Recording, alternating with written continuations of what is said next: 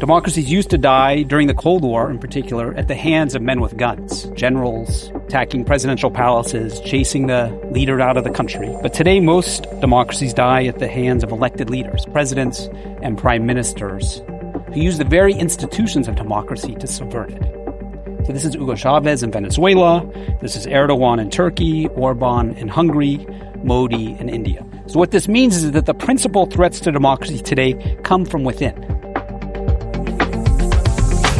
Welcome to Leaders Unplugged. Leaders Unplugged is real talk with the impactful. I'm David Bach, your host, and I welcome you to another special episode recorded live at Orchestrating Winning Performance, or OWP, IMD's signature program and our biggest annual leadership gathering, with over 500 leaders from more than 60 countries participating here on our campus in Lausanne. Our guest today is Daniel Ziblatt, one of the leading political scientists of our time. He's the director of Harvard University's Minda de Günzburg Center for European Studies, and also the Eaton Professor of the Science of Government at Harvard. In Germany, he leads the Transformations of Democracy research program at the Wissenschaftszentrum Berlin. To me, he's an old friend. I've known him since graduate school at Berkeley. Back then, neither one of us would have imagined that democracy in the US would be in danger. But through him, I keep learning that the greatest threat to democracy aren't tanks in the streets.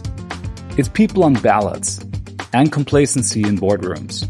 Daniel's thoughts on how democracies die, which is also the title of his best-selling book, which is translated into 30 different languages, and how they can be revived, are constantly evolving.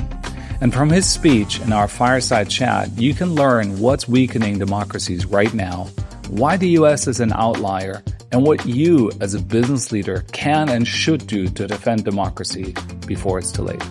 Fasten your seatbelt. Here's Daniel Ziblatt.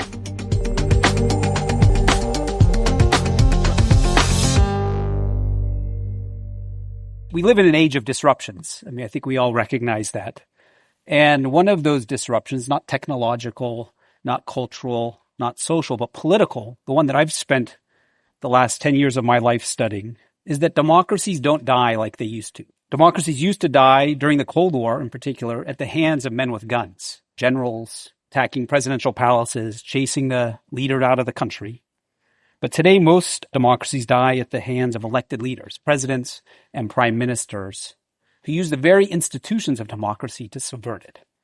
So this is Hugo Chavez in Venezuela, this is Erdogan in Turkey, Orban in Hungary, Modi in India. So what this means is that the principal threats to democracy today come from within. Now, what makes this different from the past, I would say, first of all, is that the erosion often takes place very piecemeal, often in baby steps. Each step in itself seems kind of innocent or minor. None seems to really particularly threaten democracy, but cumulatively it does. And then second, some of the moves that political leaders make to subvert democracy often enjoy a kind of veneer of legitimacy in some way. Usually they're legal. They're often taken in the name of cleaning up corruption, helping protect national security, or even protecting democracy. So a big question for people who study this, and for citizens, I would say, is to try to think about how do we distinguish between just the normal rough and tumble of democratic politics. People fight hard in politics. There's a lot at stake. And actions that cross the threshold into authoritarianism. So I often think about this in terms of a metaphor. I think metaphors are very useful and important in trying to understand the world. And I think in particular of a metaphor of a soccer game or a football game. So to consolidate power, would-be authoritarians do three things. Once they're in power, that is. They try to capture the referees, the neutral referees, those who regulate politics in the state. So the judiciary, tax authorities, regulatory authorities. Autocrats try to capture these entities. They're supposed to be neutral, and they try to use them, weaponize them to go after their opponents and defend their allies. That's the first thing to do. Keeping with the analogy, they then try to sideline the opposition players. That is, they go after media institutions, civil society institutions, universities, business leaders. And then third, what a modern-day autocrat does once the autocrat is in power, is to try to rewrite the rules of the game to tilt the playing field to the advantage of himself, so that it's harder and harder to get that person out of power. So usually this takes the form of rewriting election rules, gerrymandering, changing the way that judges are appointed, etc., to make it harder and harder to vote the person out of office. So this is really how authoritarian regimes are often built today. I mean, there's still military coups. I mean, that still happens. But by and large, this is a more common form of democratic death today. And it's harder and harder to see. And so as a result of that, because it often appears legal, it's also harder to defend against. And so what I was asked today to talk about the future of democracy. And to get to that, what I wanted to talk about is also how to think about how to defend democracy. And I'll touch on these points by first talking about the United States, where I'm from, and obviously a significant country in the world that has global ramifications, the state of democracy in the U.S. But then also, I think, hopefully by the end, you'll see there's some more general lessons for thinking about how one can defend democracy moving into the future. Okay, so I'll begin with the United States. And, it's pretty clear that, as David said, the U.S. is actually experiencing what political scientists call democratic backsliding. And I want to be clear, it's not kind of a severe democratic backsliding, like at least up until 2025 that one saw in Hungary, for instance, or Turkey in recent years. But it's also clear that all major democratic indices, these international indices that are out there, register a pretty significant decline of American democracy since about 2016. So Freedom House, this international organization that ranks all countries from a low score of 0 to a high score of 100, a decade ago gave the United States a score of 94, which put it on par with Canada, Germany, Great Britain. Today, the U.S. has a score, actually as of the end of 2024, the U.S. had a score of 83. So tied with Romania and 2 points below Argentina. Now, this shocks a lot of people when they hear this statistic, but when you have regular government efforts to make it more difficult to vote rather than easier to vote, when you have regular reports of violence against election officials, and when you have a contested transfer of power where a president doesn't want to leave office and tries to block that from happening, then you reach a point where you get a lower score than Argentina on the Freedom House score. Now, this is all pre-2025. I mean, what's happened in the last 6 months has been a kind of storm, and I'm not going to spend too much time in my comments talking about this, but I'm also happy to talk about it. But the Freedom House report for this year hasn't come out yet. But the kinds of things that people are pointing to that suggest that there's going to be probably a lowering of the Freedom House score in the United States are things, and so the things that democracy experts are focusing are, number one, the weaponization of the state, so the kind of capture of the state, the type that I've just talked about, where the state is increasingly being used, government agencies being used to go after people who are perceived as opponents, including universities, business leaders, and so on. The process that we see in the headlines every day of detaining citizens in the process of trying to heighten enforcement of illegal migrants. This is being done accidentally, but seems to be being done a lot more today. The arresting of opposition congressmen and congresswomen. This has happened just in the last several weeks. U.S. Senator was handcuffed. He was aggressively asking questions at a press conference. So whatever one thinks about that particular incident, this kind of stuff wasn't happening much in American history, and it's happening more now. There seems to be a worrying trend, or people are quite worried about the inclination to defy court orders. Again, this is ambiguous in some ways, what's exactly happening. There's not been overt defying of court orders, but there's concern that this might be happening sort of indirectly. The consolidation of executive power, the use of the National Guard in the U.S. states, and California in particular, you've all seen this in recent headlines, without the approval of the governor of California, which has a lot of people worried. Has happened in American history in the 1960s, but very rare. And then finally, the circumventing of constitutional checks and balances. That is, in particular, the cutting of spending by the executive branch through this famous DOGE process, when really the power of the purse is supposed to lie with Congress. And this is being litigated and so on. So all of these things cumulatively make people, in 6 months, make people worried, of course. Who knows where the trends will go? We can talk about that, but I would say the trend lines are certainly worrying. Now, I want to come back to this point that, the fact that the U.S. has even experienced any of this is, from a social scientist's point of view, I'm a political scientist, totally surprising. David said, were we thinking about this back, 20 years ago, 25 years ago in graduate school? Certainly not. And the reason was that social scientists disagree about a lot of things, but there's two rock-solid findings that they agree upon. The first is that rich democracies never die. No democracy, even remotely as wealthy as the United States, has ever experienced democratic breakdown. The political scientist Adam Jaworski has shown that Argentina is the wealthiest country ever to suffer a military coup. Its per capita income then was about $20,000 in U.S. dollars, today's dollars. Hungarian democracy broke down after Jaworski came to that finding, and its per capita income was about $20,000 as well. The U.S.'s per capita income today is $80,000, so 4 times richer than the richest country to ever experience this. So that's the first kind of thing that this challenges. The second rock-solid finding that's out there is that old democracies never die. No democracy over the age of 50 has ever broken down. So the oldest democracy ever to really fully break down was Chile, which died at 46 years old, one could say, in the 1970s. Venezuela, which began its collapse at age 44. So even if we date the beginning of American democracy, as I do, 1965, when you had the full expansion of civil rights and voting rights to all Americans. I mean, certainly a long constitutional history before that, but that's really the beginning point of American democracy. American democracy is over 50 and should be very secure. So the structural conditions should reassure us that American democracy should be safe. The U.S. is a rich, industrialized country with a big and educated middle class, has a deeply rooted constitution, a strong judiciary, robust economy. So really, from any social scientific point of view, American democracy should be safe. There's a political scientist, Daniel Ziblatt, who did a statistical analysis looking at age of a country and per capita income and used this to predict the probability of democratic breakdown in the United States. And he came to the finding that the probability of democratic breakdown in the United States is 0.0008. So a very unlikely event.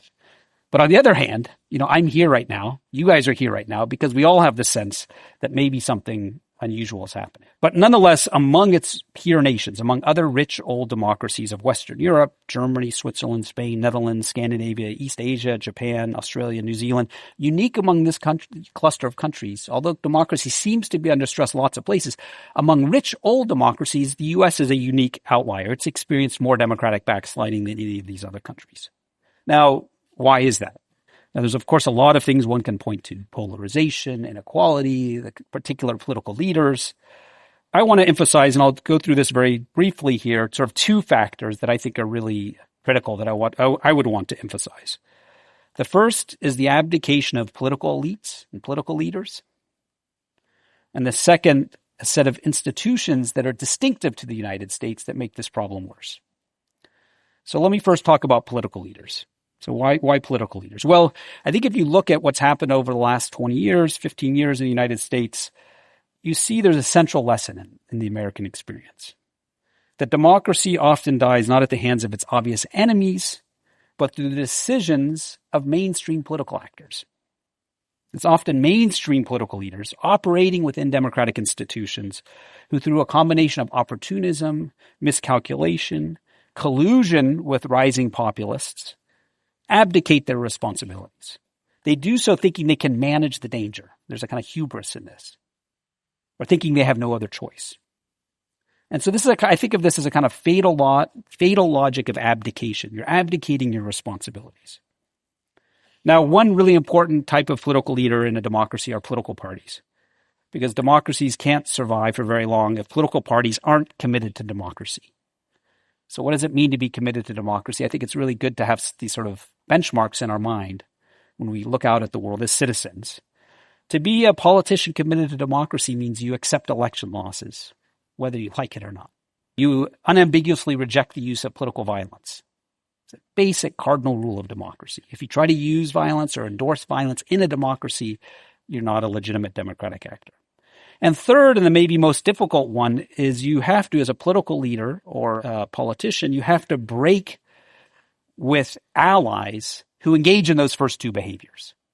And this is the most challenging thing to do. Because, in fact, if you look historically in the 1930s in Europe, Latin America in the 1960s and 70s, enemies of democracy never kill democracy on their own. They do it with the aid of semi-loyal Democrats, regular politicians who wear suits and ties, work in the parliament building, but who don't sufficiently distance themselves from extremists. And there's this kind of semi-loyalty, I would call it, to democracy only emerges, it's revealed when they're faced with allies in their own camp, because it's very easy to kind of criticize anti-democratic behavior on the other side, but in your own camp, you tend not to want to do it. But if you're really loyal to democracy, what you need to do is publicly condemn anti-democratic behavior, even when it's in your own camp. You have to expel anti-democratic extremists from your ranks. That means don't nominate these kinds of people for office. This means also joining at election time and at other times your rivals on the other side of the political aisle who are committed to democracy to exclude and isolate those who are opposed to democracy. Now, if you don't do these things, again, I sort of describe this as semi-loyal behavior because you're kind of playing the democratic game, but you're not keeping a hard line against anti-democratic forces. And again, the lesson from history is that kind of action accommodating anti-democratic forces gets democracy into trouble. Okay, so coming back to the U.S., I think what we've seen over the last 10 years or so is the rise of a kind of populist wave. I mean, you all are familiar with this in democracies all around the world, often driven by very similar forces: economic dislocation, cultural change, increasingly diverse societies, migration. There's a lot of voters who feel dislocated and, may have legitimate reasons to be dislocated or to feel dissatisfied with the status quo, rather. And there's a kind of wave of this kind of voters voting for populist radical right parties, the AfD in Germany, the Swedish Democrats in Sweden. And I would say in some ways you can think of the MAGA movement, the Make America Great movement, as part of this same phenomenon. But what's striking is that across all of democracies of Western Europe and the United States, this is usually around 30% of voters at max. 20 to 30% of voters. So this is a serious challenge for democracies, and it suggests that our democratic institutions aren't addressing the needs of all our citizens. And so the question is, how do you respond to this challenge?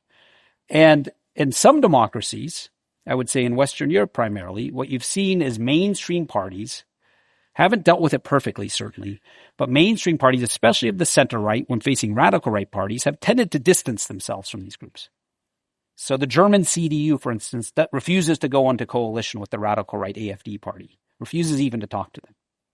Now, there may be downsides to that strategy, but what it does is has the effect of isolating it and limiting its impact. What happened in the United States, I would say, since 2016 is too many politicians have not distanced themselves from clearly anti-democratic behavior. And so you can think here of the January 6th assault, January 6, 2021 assault on the U.S. Congress. This was an act of violence trying to disrupt the peaceful transfer of power. Some people criticize it, lots of people criticize it, but too many mainstream politicians didn't fully condemn it, fully hold the perpetrators of it accountable. And there were some who went to jail, but many of these people have now been pardoned by the current presidential administration. So this failure to distance oneself from this has, in fact, encouraged it. Because, again, one of the lessons of history is that if you accommodate anti-democratic extremism, you embolden it, you encourage it. Now, if you think that this is unrealistic as a kind of politician to distance yourself, think of what happened in Brazil. January 2023, Brazil experienced its own January 6th-like event. President Jair Bolsonaro tried to overturn the results of election. This was followed by an attack on Congress and the Supreme Court. And in response, conservatives condemned it. The Brazilian courts barred Bolsonaro from public office, put him on trial for his coup attempt. It's not just Brazil. Think about what just happened in South Korea. South Korea's President Yoon declared martial law last year. Within 4 months, he was impeached and removed from office. So this is how strong democracies deal with threats from within. And so my concern in the United States, and I think one of the factors driving our politics has been a failure to confront this. And, you may say, well, why is this? And I think one of the reasons is that, in fact, the success of American democracy. There's not a kind of memory culture in the United States of having recently experienced authoritarianism. In Brazil and South Korea and Germany, the countries I've mentioned, political elites, within living memory, there's an experience of authoritarianism. So people know what's at stake. And I think too many political elites in the United States think, well, this will all work out. Don't take the threat seriously enough. And so there's, in a certain sense, the weakness of an understanding. We have to think back to the U.S. Civil War in the United States. It's not in living memory. There's a kind of unwillingness to take these threats seriously. Second big factor that I think that's important, and I'll be briefer on this, are political institutions. Because one of the puzzles in the United States is that this is really, I would say, like in other countries, around 30% of the electorate, even less that supports violence. Certainly not, everybody who votes for Trump doesn't support violent acts on Congress and so on. So how is this sort of MAGA force so dominant within American politics? And I think part of it has to do with our political institutions. The U.S. has a very old constitution, the oldest written constitution in the world. It gives outsized influence sort of by design to some degree to rural areas. And there's lots of virtues in that, but it has the unintended effect, I would say, of empowering political minorities on not making the system perfectly accountable, as perfectly accountable to voters as it needs to be. Think of the Electoral College, the U.S. Senate. The Electoral College is an institution where it makes it possible to win the presidency without winning the popular vote. In fact, 7 out of the last 9 presidential elections, Democrats have won the popular vote for the presidency, but Republicans have held office half the time. So this is just a kind of unfairness that's built into the system. That's just how it is. But it has the effect, though, of meaning that many voters feel like their needs aren't being met. This creates problems of legitimacy and creates promising terrain for demagogues. So our institutions, so I think, that a reform agenda of political institutions is really essential. And that'll look different in every democracy. But the broader point is our democracies need to be made more accountable to voters to solve the problems that voters face. So institutions, along with the elite abdication, I think play a big role in explaining what's happened in the U.S. It's not our voters. Our voters look very similar to voters in other countries. It's these two features, I think, that make the U.S. so distinct. Okay, so what are the broader lessons of this? I want to think more broadly here, this last part here of my comments before we open up for conversation. Why is democracy worth fighting for? And what are some strategies for dealing with this? I want to make the case for democracy to you because I think, I have the feeling that we often lose the fight for democracy because we're losing the argument. Across much of the world, there's a quiet sense of dread, I would say, that the future feels less open, less stable, less democratic. Institutions that once seemed stable seem very brittle. Elections feel kind of performative. Promise of democracy doesn't always inspire confidence. It in fact inspires anxiety. People feel like something is slipping away. The institutions don't respond to them, that they don't belong. Now, this erosion, as I said, isn't always loud, but is deeply felt. And it's that feeling, I think, is part of the crisis. Now, when we think about democracy, we often think about things like rights, freedom of speech, the rule of law, free and fair elections, and these things all matter deeply. But underneath them is a simpler idea, I would say. And that is that democracy is a system of competition, not harmony, but contest. Parties compete for power. Ideas compete for attention. Leaders compete for legitimacy. When that competition is fair, something extraordinary happens. Because what the competition doesn't eliminate power, but it disables it. I really think the strength of democracy is not that it always produces the best leaders, but that it allows for failure and then replacement. It builds self-correction into the system. And this is really important because power on its own rarely stands still. It accumulates. Those who hold power use it to gain more power. They don't do this through just force and repression. They do this through just the normal tools of governance, small victories, the redirection of state resources, the slow erosions of checks and balances, control of information. Over time, the playing field, as I said, tilts. Outsiders grow frustrated and fade away. Institutions become hollow. Opposition becomes more and more quiet. And without anyone really formally ending democracy, its meaning is drained away. As I said, this has happened in other countries, but also, as I've also said, in older democracies. There's a kind of gravitational pull where gerrymandering protects incumbents. Executive authority expands. Each party fears what the other side will do, and so clings to power more tightly. But the thing about democracy, it was intended in a sense, or I think it has the effect of breaking this kind of cycle. It doesn't eliminate ambition, but makes it harder to hoard. Regular elections, judicial independence, a free press, pluralism. These are certainly lofty ideals, but I think they are also, in a way, kind of circuit breakers. They keep power from becoming permanent. Now, some systems have done this very well. Some of these countries I've mentioned. I would say South Korea since the 1990s, post-communist Poland, post-war Germany. Democracies, these kinds of democracies retain a kind of strength, a rare strength, which is the ability to reform themselves from within. The great economist Albert Hirschman once talked about what he called the propensity to self-subversion. It's really a genius of a democratic system that dissent, of course, doesn't destroy democracy. It can renew it, but only if competition survives, only if elections are real. And that's why competition is often feared. The American tech entrepreneur, Peter Thiel, once said, competition is for losers. Some of you may have seen this article. He meant it for business. But that logic has also, I would say, bled into politics. For those already in power, competition isn't a virtue. It's a risk. It makes them vulnerable. It invites uncertainty. And so there's an instinct to try to control it, to rig the rules, to discredit opponents, to deny the possibility of loss. But without competition on a level playing field, power begets power. Whereas on the other hand, open competition, relentless competition, destabilizes power. And what does this kind of system get us?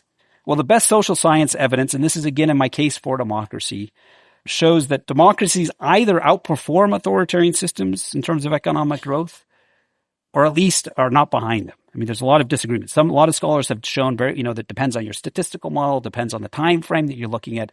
Democracies, most of the research shows, outperform autocracies in terms of economic growth, but there's some disagreement on this. At the very least, I would say there's no authoritarian economic advantage. The evidence is clear on that. But democracy also delivers for citizens in other ways. No famines happen in democracies. More technological innovation happens in democracies. The poor's needs are addressed more effectively in democracy. And again, there's some disagreement among scholars, but there's no clear authoritarian advantage. But what I want to emphasize really in last sort of remarks here is 3 advantages that are less appreciated by democracies, things that autocracies can't do. First, democracies limit major blunders and disasters. Democracies, of course, make mistakes. But without democracies, political leaders are much more likely to make major blunders. I think you can regard Putin's invasion of Ukraine as the direct result of Russia's lack of democracy. Putin, as a single man, had a vision. He had this little memo that he wrote saying why Ukraine was part of Russia, and that he could use the entire apparatus of the Russian state to implement that vision. The consequences have been disastrous for Russia and the world. As I regard America's current tariff policy situation as similar light. The president is committed to tariffs no matter what, has been since the 1980s. It's his obsession. And unconstrained, he now tries to implement it. And his advisors come up with post hoc explanations and rationales for why it's necessary.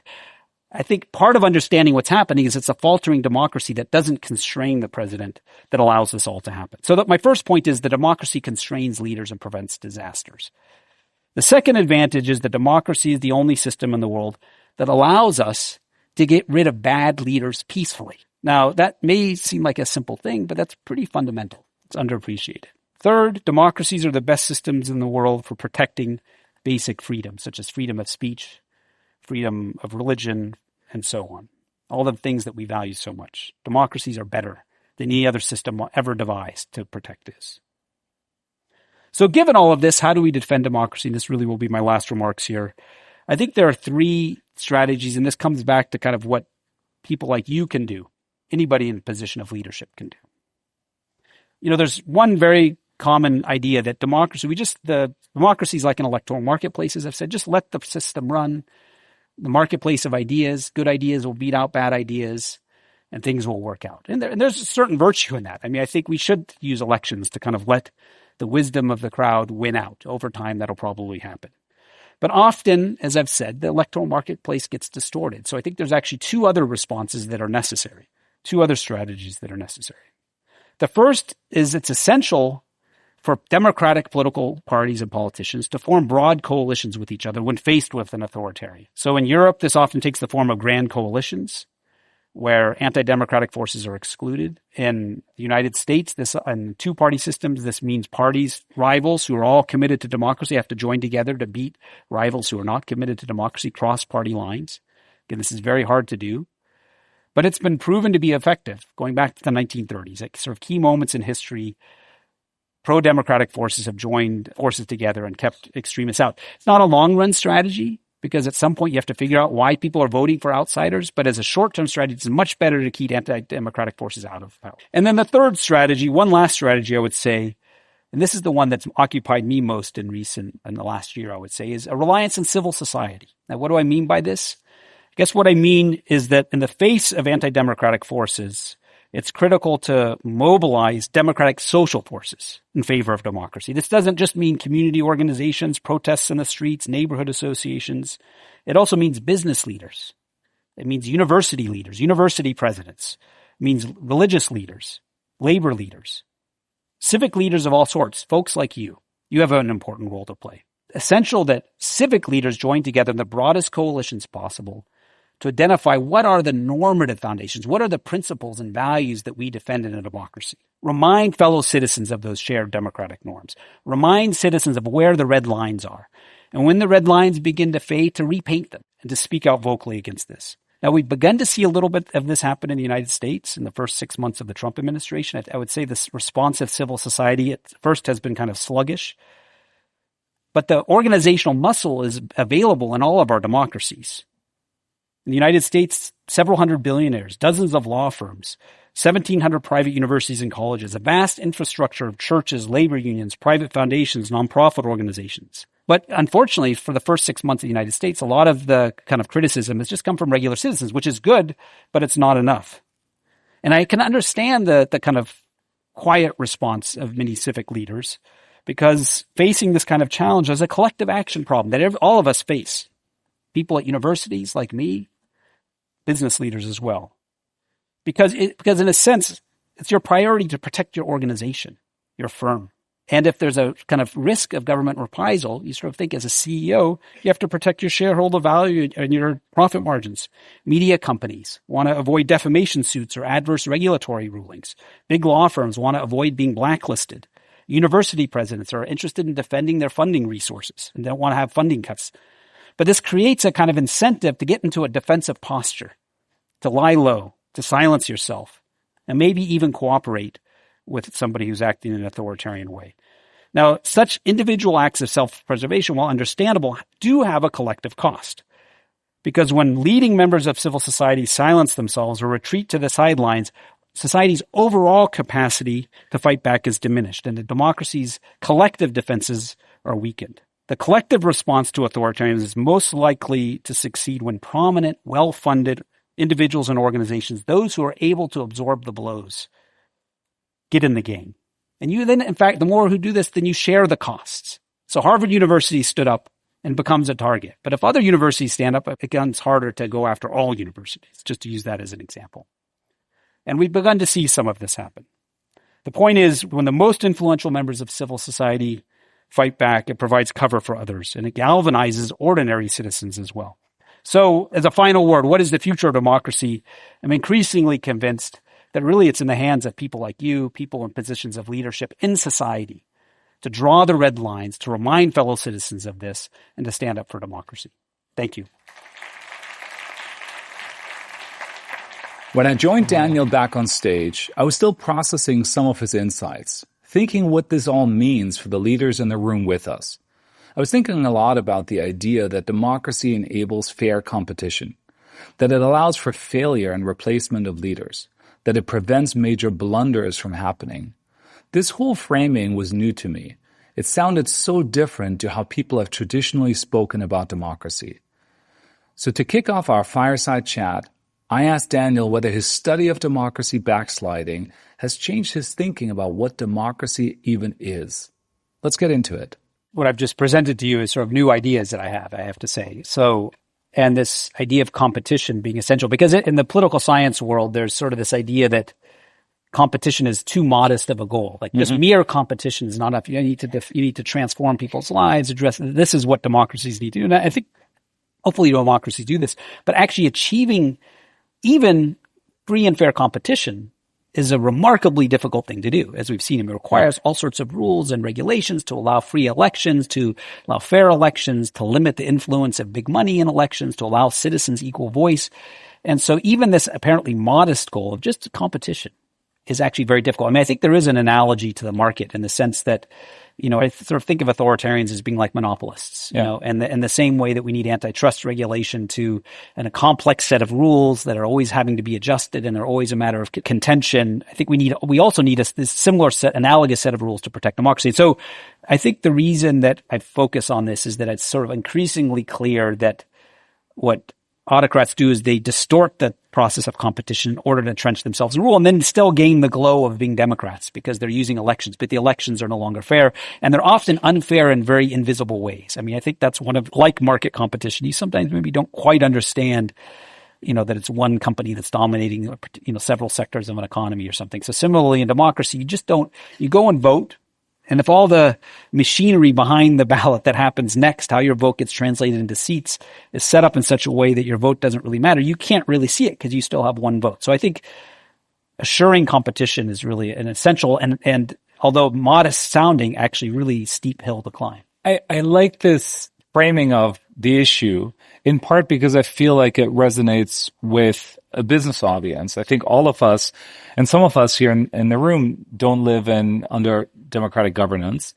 And I think we all recognize the value of competition. We recognize that competition drives innovation, drives value creation for our customers. And many of us, of course, are faced in the context of conducting business with organizations that don't seem to play by the rules, that try to, you know, make it difficult for our customers to switch or that have some unfair advantages. And so I think there is a nice sort of parallel. You're quite right. It doesn't seem to sort of speak to some of the democratic ideals, but it captures something real about the value of competition and having agency. And I guess where it does speak to the democratic ideals is that in the political realm, and this is different, this is where it's different than a market, is it disables the concentration of power. Yeah. And I guess I'm also increasingly aware that concentrations of political power, that's when civil rights violations take place. That's when people's rights are violated, when there's an asymmetry in power.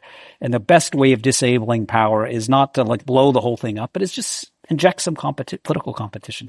You spoke about no memory culture in the U.S. as opposed to, say, South Korea, Germany, other parts of the world.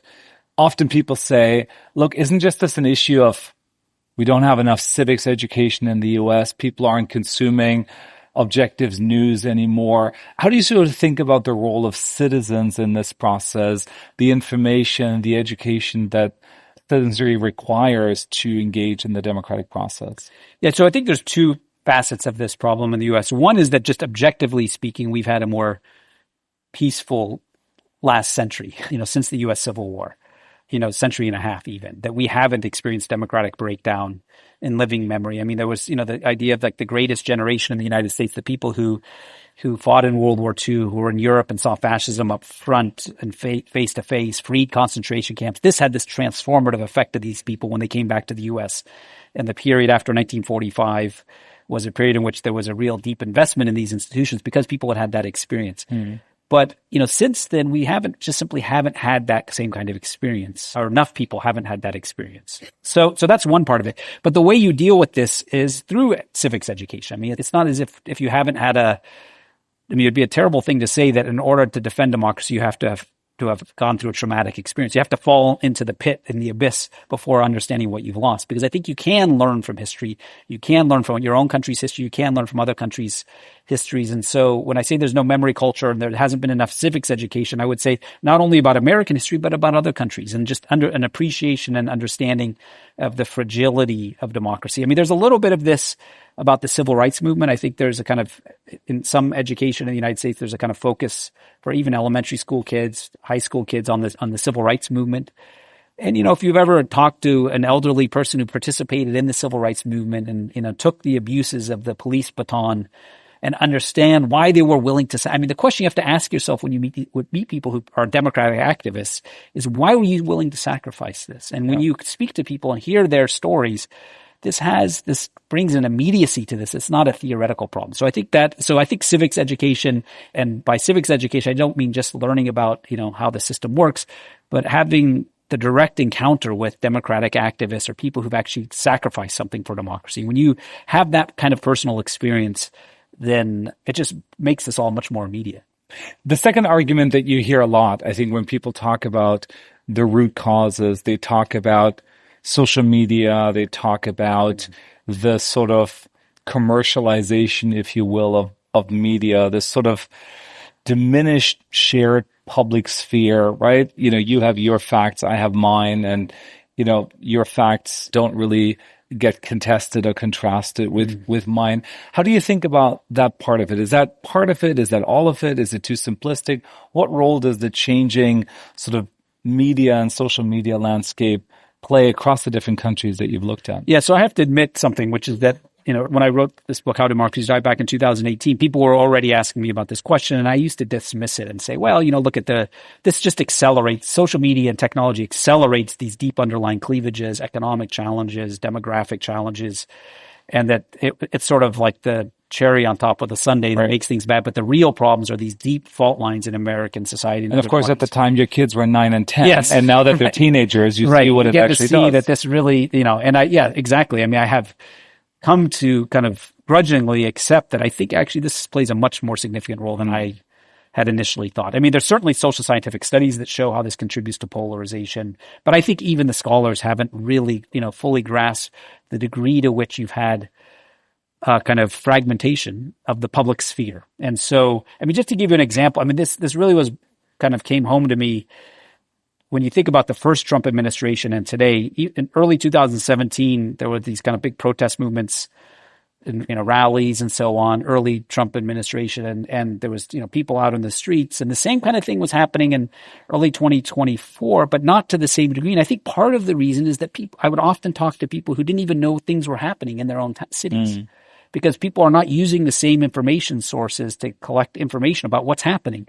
And so this fragmentation of the public sphere, I think, is something that increases polarization, but it also makes it harder to mobilize in defense of democracy, because unless you have gatherings, that's why gatherings like this, by the way, are so important, is bringing people face to face, especially in this environment, is how you overcome fragmentation. Yes.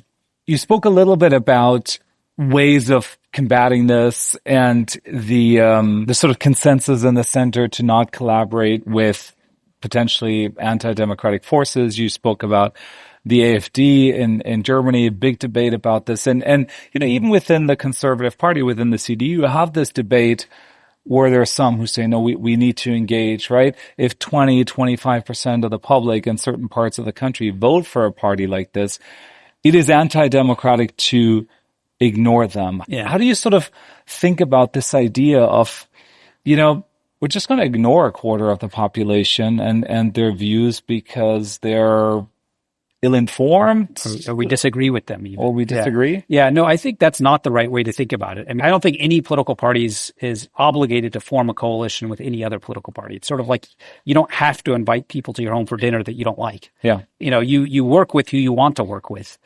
That said, and so if you're a mainstream party and you think this party is beyond the pale, then you ought not work with them. On the other hand, the idea of ignoring 25% of the electorate is incredibly dangerous. And so I think there's in Germany, there's this idea of the firewall, which is essentially that under no conditions will we cooperate with these parties. And, it's not legally enforced. This is just a decision made by political leaders, a sort of bottom-up thing. And so I think that it's legitimate. The danger or the advantage of this is that it's a limited advantage, I would say, is that it gives politicians some breathing room, some time to figure out how to win over that 25%. I mean, that's the job of politicians, is to win elections. And so to win elections, to convince voters to vote for them. And so what the appropriate response is to say, we won't form coalitions with their leaders, but what we're going to try to do is figure out how to address the things that they're concerned about in a way that's compatible with our values, but address their concerns to try to win them over to our side. And so I think we're in countries like Germany, we're at this sort of critical moment where it's possible they have a couple of years. This current government has a couple of years to win over the voters of this party. And if it doesn't, we'll see what happens. And so you engage with their leaders, you have debate, right? Yeah. You contrast ideas, but you don't hand the keys to power. Yeah, okay. Exactly. So I remember when Giorgia Meloni won the election, or before the election in Italy, there was a similar concern there. And, you did much of your earlier work on Italian democracy. I think lots of folks would look at Giorgia Meloni and say, even though she leads the party most closely associated with Mussolini, she has been more moderate, whatever that might mean, than some people expected.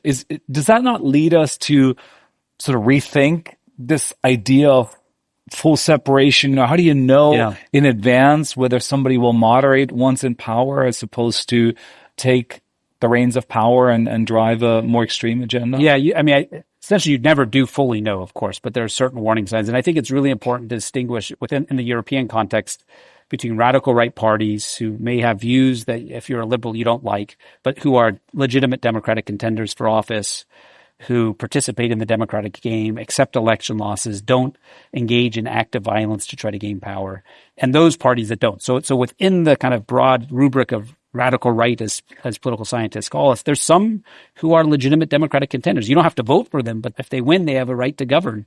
In that same broad category, there are other parties that are really extreme. So, Marine Le Pen wanted to exclude the AfD from her group because she thought they're too extreme. They're very extreme. So, so I think it's important to have this kind of fine-grained distinction, and that distinction is really about violence and about accepting the constitutional order. Got it.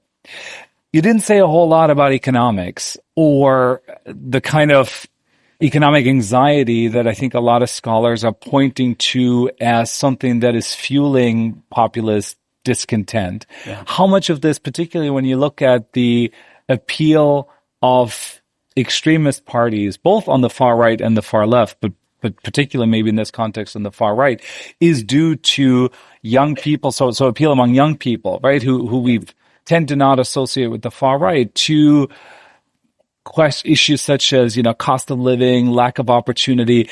Is it not that sort of the system that we've built, including this market-based system, has failed a sufficiently large number of people that they're just willing to smash it? Yeah. And you can't blame voters. I mean, what their job, if politicians' job is to win elections, voters are supposed to vote out incumbents if they're not satisfied with the status quo. And so whoever the other parties are on offer, that's who's on offer. And so if you have voters voting for these kinds of parties that seem to be anti-system, you don't blame the voters. You try to figure out why that's happening. And so economics certainly slowed economic growth. I mean, there's this figure that I've seen which tracks over the last 50 years, rates of productivity growth and rates of wage growth. And what one sees is in the United States until about 1981, these kind of track each other perfectly.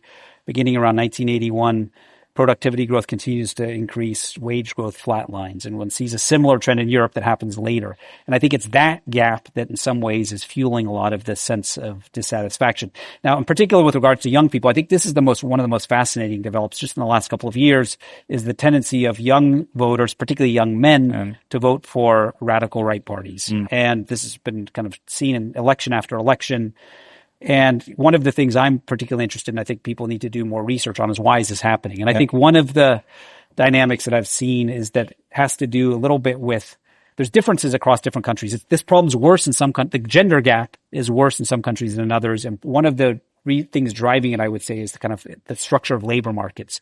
And that if women enter the labor market earlier, that they don't represent as much of a threat to young men. But in places where women entering the labor market at a later point, actually Germany being one of these countries, then this kind of represents... Later point in terms of economic development. Yeah, so like the early 2000s as opposed to the 1980s. So a place like the United States, Scandinavia, for different reasons, women entered the labor market earlier. And so in a period of economic crisis, women are seen by young men as an economic threat. That's one kind of argument. But I think there's social media patterns of consumption, the structure of friendships.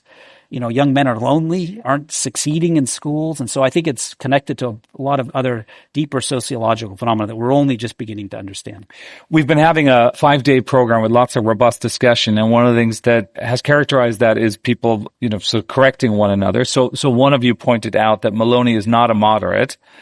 So I wanted to clarify that. I said she seems to have moderated somewhat, but I didn't mean to suggest that she's a moderate. She's not pro-Russian, I guess. She's not as, and that was a concern, right? But clearly in certain other areas, immigration policy, social policy, quite very conservative. There's some questions here about China. You said in passing, there's no, what did you call it? Authoritarian advantage. No authoritarian advantage. I think that goes against a widely held belief. People hold up China as an example of a very successful economic model that is not democratic. We hear other parts of the world that have sort of soft authoritarianism. You think of places like Singapore, for example. Look at how successful they've been.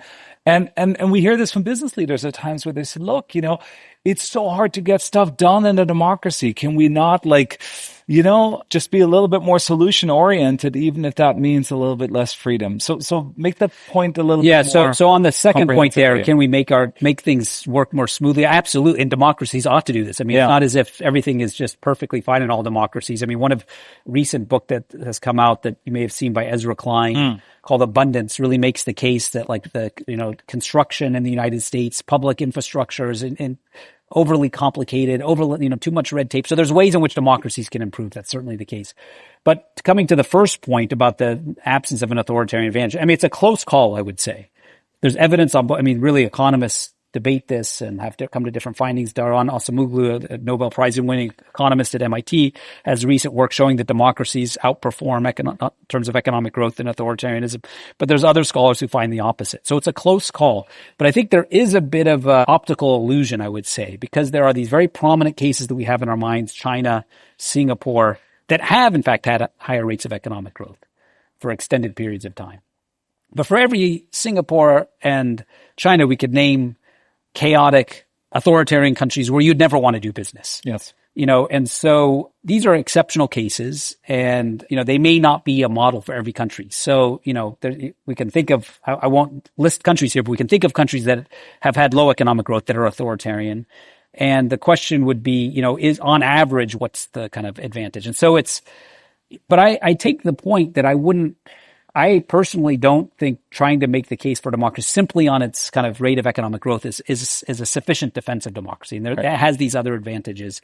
But let's just be careful to not sort of find the single case and sort of say that shows you, so anybody, so I remember having a student from Pakistan coming to me and saying in a class on democracy, making this point, saying, if I could, I don't know why you're such a big fan of democracy. I mean, Pakistan could be Singapore. And I thought, well, maybe. I mean, but also, I'm not sure Singapore, would necessarily be that Pakistan could turn into Singapore overnight. I mean, there are other things happening in these societies that make both economic growth difficult and democracy difficult. I'm getting a question here that is about you and how you personally process some of these events. What went through your mind when you saw the events of January 6th in your home country as a student of and a scholar of democracy? So the first thing I did is I called my co-author, Steve Levitsky, on the phone, and I said, hey, turn on the TV. Look what's happening. We'd already written this book and sort of been warning about these things. And he said, kind of throwing him under the bus here a little bit, he said, this is not that big of a deal. And I said, no, I think this is a big deal. And it kind of because it was sort of early in the day, it kind of something of the events unfolded over the course of the day. And by the end of the day, he also recognized the severity of it. It was frightening, certainly, but there's been other moments like this where you I think the feeling that you have is you don't know what the bottom is. Yeah. You think this is an event that seems to be out of control, and how bad is it going to get? How much is there going to be more violence? Is the violence going to spread? And that feeling of a kind of out of control violence is something that as a U.S. citizen, I had never experienced. And I imagine anybody who's lived in an authoritarian system or kind of a moment of democratic collapse has had that feeling. And it's this kind of feeling where you sort of, the kind of pillars of society that you think will be there suddenly give way. And it's a really disorienting feeling. And I think immediately the thought I also had was, what will be the public response to this? Because I already had historical analogies in mind. I mean, just to mention two that immediately came to mind were Spain, 1981, right after the democratic transition, there was an attack on the Spanish parliament. If you go into the Spanish parliament today, there's bullet holes in the ceilings, and these guys held the parliament hostage. It's actually, you can go look on YouTube. Don't do it right now, but you can look on YouTube, and it was filmed live because there was the kind of the equivalent of C-SPAN essentially in Spain in 1981. And the whole scene unfolded live on camera, and the guys were shooting up into the ceiling.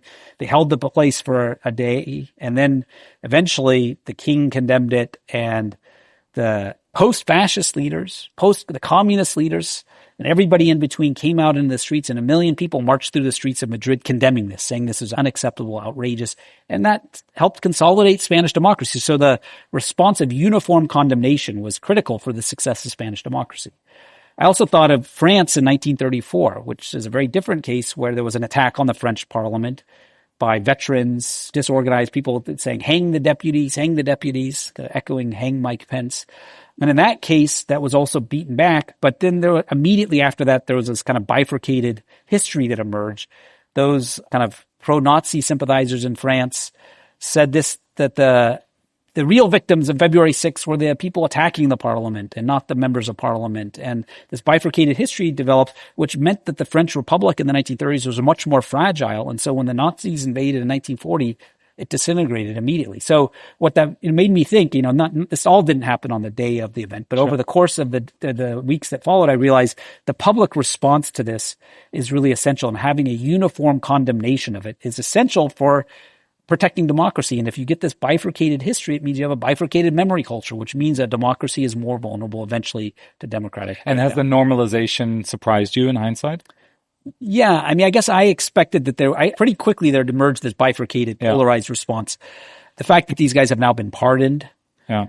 I mean, this is something else that continues to haunt me, is that in 1934, a lot of these guys who are guys who attacked this parliament building, veterans, ended up being appointed in the Vichy government, leaders in the Vichy government. And I remember even, immediately after reading that and learning about that, thinking, I can imagine some of these January 6th assailants are going to run for Congress against Republicans, primary challenges. And so having those guys who attacked the Parliament building, Congress building, running for political office, that's a very worrying. The audience can vote on other people's questions. The most voted question here is, do you think Trump is going to accept the midterm results if he loses? Well, the good news is he doesn't have to accept them. I mean, the congressional elections, it sort of doesn't matter. Whether or not he says that they're fair or not, I mean, he can rile up his voters. But unlike the presidential election where he has to literally leave the White House, and in this case, the congressional elections happen, and, it's in each congressional district across America. It happens. The winner gets determined. Now, whether he will try to get his allies. So I think the more relevant question is, will he be able to convince his allies in Congress not to accept the results of elections?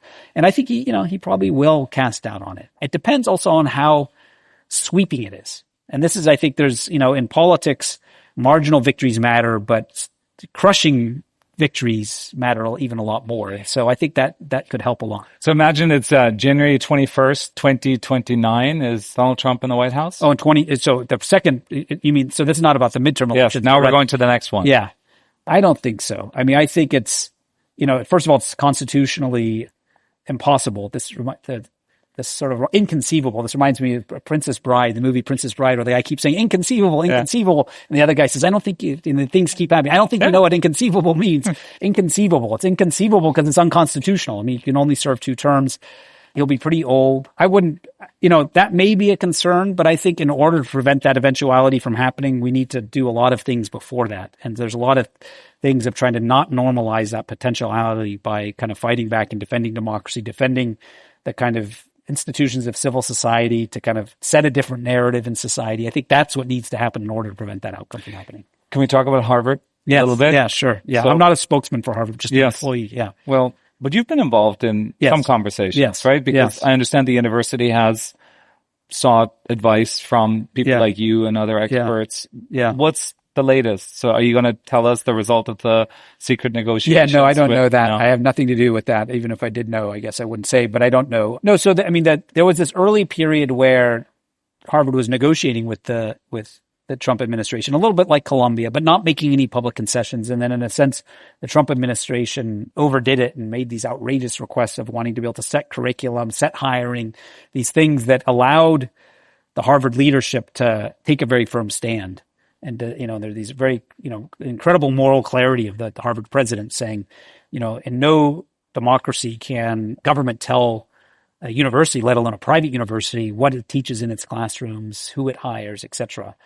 And people felt very proud about Harvard. I mean, usually people are pretty self-critical who work at Harvard and dissatisfied, with the institution. But in this case, people are very proud. And, people who normally grumbled were proud. But what's happening now is there seems to be these negotiations happening, and there's some who are critical of this. I sort of want to kind of withhold judgment until we see what the results of that negotiation are. I mean, I think it's essential not to do exactly what I just suggested, which is to kind of carve out sort of what's in Harvard's interest, right, but thereby creating a permission structure for the government to do this to other institutions that don't have as many resources. I mean, one of the things is that Harvard has a lot of resources and can defend itself and can survive and can fund research in the short run. There's many institutions that can't do that. And so I think it's important again, as I was saying to all of you, I mean, it's with those who have the resources to be able to take a little bit of a hit to defend the broader, project of defending civil society and democracy, you need to do that. And so Harvard has already done that. But I think there's lawsuits on the table. With any lawsuit, there's of course the negotiations, and so I don't think that's illegitimate to do that. I want to bring it back in the minutes that remain to your exhortation that everybody here in the room has a really important role to play, and of course, the folks here are citizens. Many of them leaders in their communities, but of course, also with important responsibilities in businesses and organizations. Is it just about the sort of individual standing up for democracy as a citizen? Is there something that business has a special responsibility or opportunity to do? There's a sharp contrast between the number of CEOs who spoke out pretty vigorously against some of the abuses or perceived abuses of power in the first Trump administration versus now. Many of us here in the room are not necessarily the kind of CEOs who get attention when we do that. So where do you put sort of senior executives, maybe not CEOs of top institutions who immediately have a CNN camera on them? Where do you put them in terms of, able to do their part in helping us understand why this system of government is worth fighting for? It's a hard question. And, and I've in some sense felt some of the same pressures, having articulated this stuff for a long time and then suddenly feeling like, I'm now in a position at Harvard to, speak out times. And I think, being strategic is fine and not just saying whatever comes to your mind and sort of to make yourself feel better, being very strategic about it and thinking about what actions and words you can use and what effect they will have. So I think that's important. I also think it's important to think about what kinds of points of leverage you have. So anybody depending on what kind of organization you're in and your role in that organization, you're going to have different points of leverage to make a difference. And only you kind of know that. And it's sometimes hard to think of what leverage you have, but that's something to kind of keep an eye out for. It's like, where is it that you can make a difference that's a distinctive contribution that you in your position can have? Maybe I'll give an example. So I think, being a professor at Harvard, one of the things that is written about these topics, when I talk about this, then people pay attention to it. So that's the tool I have. I think if Microsoft decided that it would only hire law firms who hadn't made these concessions to the Trump administration. So that was using its leverage to kind of try to put a cost, because there's a cost for not accommodating. And so they wanted to put a cost on accommodating. And so it's, acting in their business interest. I mean, they need to hire law firms, but that's something that they chose to do. So I think it's trying to find those points of leverage. A third thing I would say is working with peers and equivalent kinds of positions and having conversations about what to find those points of leverage and how to be strategic. Because it's really in those conversations of people who are peers, even at the same level and similar sectors, that you can sort of say, what is it we could do, and to kind of brainstorm about that. And then the last thing I would say is just to kind of retain some kind of moral clarity. I mean, you can sort of torture yourself. What should I do? Should I speak up? Or trying to, you sort of think, well, okay, the dilemma I sometimes feel is like, well, I want to say something, but I don't want to use all my kind of voice or use all my influence right now. I'm going to wait till the time is right. But if you wait too long, you sometimes miss the moment. And so I think having a sense of moral clarity and acting on principle is really important, and sort of trying to do the right thing. I mean, that's, if you sort of think about what's the right thing to do, it actually makes it much easier to make decisions. And it's ultimately what leadership is all about. Yeah. One last question for you, Daniel. So 10 years from now, you have written another book. Which of the two is more likely to be its title? How Democracy Died or How Democracy Survived? Oh, God. Well, geez. Unfortunately, I'm kind of working on the first book right now a little bit with my co-author, Stephen Levitsky. And I mean, it doesn't have that title, but it's trying to understand. Thank God. Yeah. I mean, it's trying to understand because you know what? I mean, I'm going to make another admission here. Do you see how academics do this? You're sort of wiggling out of my question. No. I'm kidding. Yeah, no, I am. I'm about to wiggle out of it because I think it turns out that the title of our book, How Democracy Died, which helped make it a great success, was totally misleading. Yes. Because I don't think democracies die. I mean, I think they can go into a deep slumber, but democracy can always be recovered. Yeah. A lot of harm can be done in the meantime. So even if, the damage can be longer or shorter, I mean, my sense of with the United States is that the challenges it faces are such that one could write that first book potentially. But, and I mean, as an indicator that we're kind of in that moment to a degree now, if a kind of basic metric of whether or not you live in a full-blown democracy is whether or not you can speak out and critical of the government without fear. And I think there are many people that I talk to who think twice now about speaking out. Yeah. So that tells you something. So, but the point I want to make is that it's always reversible. So I don't think I'll write a book with either of those titles. That's what I'll say. Okay. Daniel Ziblatt, thank you so much for sharing your expertise and your thoughts with us. That was some heavy stuff. Those were some really big ideas. In the room, you could tell that a lot of business leaders were processing what Daniel had shared. Daniel reminds us that defending democracy isn't just about politics. It's about leadership. So maybe ask yourself, where can you draw a line? What actions can you take? What actions should you take? Not just as a citizen, but as a leader. And if Daniel's words challenged or inspired you, share this episode with someone else who leads. Leaders Unplugged is a co-production of IMD and Remote Daily. This episode was produced by Frank Taboring, Delia Fisher, Felix Seltner, and Robert Debus. Subscribe to Leaders Unplugged on your favorite podcast platform. I'm David Bach. See you soon.